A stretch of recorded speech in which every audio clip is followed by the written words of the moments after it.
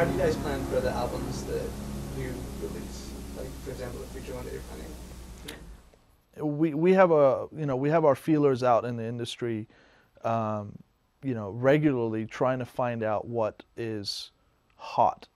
What is it that is really causing a buzz among these editors and music supervisors and whatnot. So, we get a lot of feedback on a regular basis of the types of music, the directions, sort of like it feels like almost the industry is like a shoal of fish that just kind of like suddenly jerks and goes in a different direction. So we try to keep on top of that and keep our finger on the pulse so that we are writing, if we're in the middle of a release or about to start one or something, if we get feedback like that, then we are able to sort of incorporate some of those ideas. And you get feedback from the editors, and both directly and indirectly, when you see, well, they only used this part of this piece of music that I didn't, and then something similar may happen again.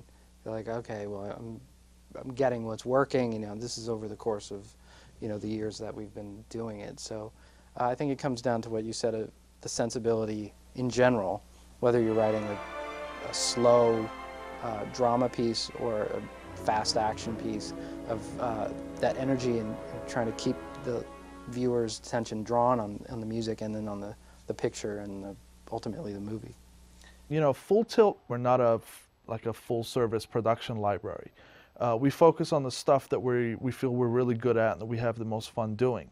That usually is sort of like the big action, whether it's orchestral, rock, hybrid action, and then the drama thriller thing is something that we really gravitate as well. Only recently we put out a comedy release, and that was, a first for us, and even the comedy that's in it still had a little bit of a Full Tilt twist on it. And then your tastes grow, and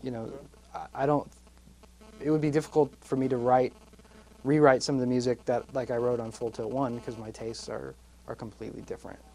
On the whole, as far as planning is concerned, I think our plans are more to do with growth. We're always striving, both of us, to grow as composers and as producers, and just keep pushing the envelope and putting out better, compositions and higher quality productions, and at the same time incorporate what, as I mentioned, is hot and buzzing in the industry, and just keep going from there. What's it like working on a custom cue rather than a library cue? Is it more daunting to write a library cue when you have no video to match it with? Or does it allow for more creative freedom? I think it goes both ways. I think it depends on the day. When you're writing a new release, we just started a new release, and this is a big action sort of drama release. It's going to be recorded live orchestra and choir and the whole thing. And we find that once you get maybe at the halfway point, for example, writing action music for a library, after a while you're just like, okay, what am I going to write now? What am I going to write next? It's just trying to keep it fresh is a challenge. And then we find that with every release, just because there's two of us writing the entire release, and so it becomes a little bit daunting at some point during the course of a release. Whereas with custom, obviously, it's nice to be both guided and inspired by the picture. So in that sense, I think, but even then you might, I don't know, maybe one day you have great picture, but you have writer's block. So either way, really just depends on the day. I think with the custom stuff, you're up against the clock, usually. Sometimes you'll get, you have 2 weeks, just, do it and make it great. More often than not, it's like we need it as soon as possible, or we need it yesterday, this afternoon. Right. We've gotten every kind of difficult request, and sometimes that's where you start sweating. Yeah, I agree. It's really the number of cues back to back, like having to write 10 action pieces back to back, and it not just to be the same thing you've done, over and over. Yeah. What type of restraints do they place on you when they ask to create, a custom cue for a specific trailer? Well, I think more and more it's getting less maybe specific as our reputation in the industry grows, and our relationship with the vendors grow, and the trailer houses, they come to us for what we do and what they like that we do.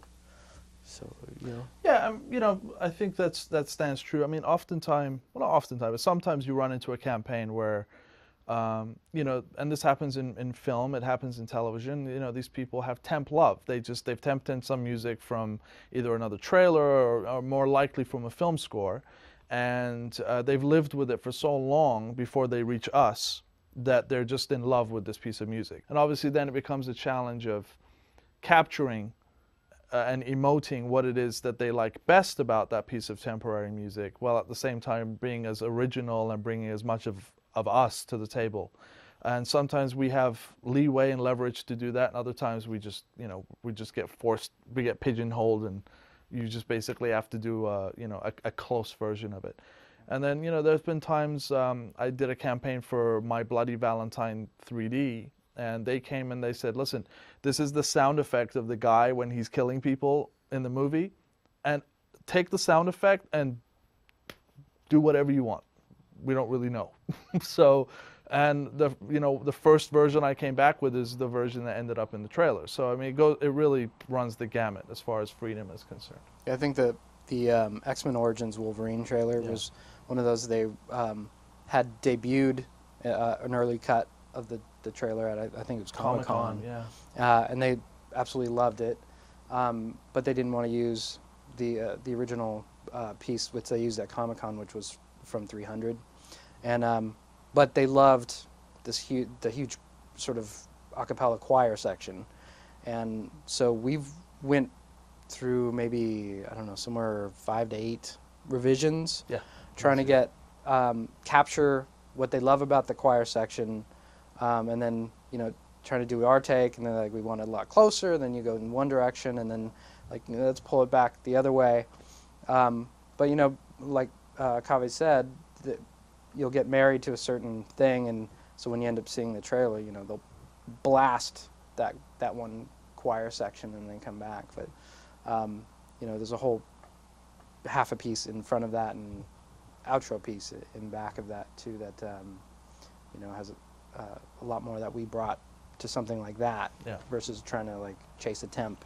That's right. In like the middle section. Yeah. So here we have a session, and basically, you know, something like this, this is what we call a mock-up. So this, all the orchestral parts in the choir gets played into the computer. You know, it's just broken into sections, like all the vocals are up here. You know, this is more of the synth elements. Then we have brass, we have percussion, and we have strings. They're just color-coded, just so I can differentiate between them. And then from here, we have a team of people. We have a regular collaborators, orchestrator, copyists, and whatnot. And we'll basically transfer this, for all practical purposes, to paper. It becomes a score. And then we'll go to wherever we're recording. In this case, in June, we're going to Seattle, recording there. And we'll, you know, all the scores will be prepared for all the musicians, and then they'll basically replace this with the real thing. And to answer an earlier question of yours, things do change. You know, we try to get it as close as possible, but at the end of the day, you know, the real thing is just, it's got a different sound. No matter how good these sample libraries get, at the end of the day, it's not the real thing. And you know, I personally never hope it gets to be like the real thing. I like recording. And as a result, I think you find that you make changes on the day.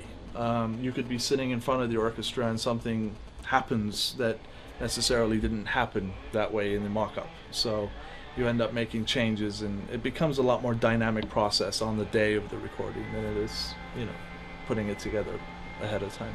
Yeah.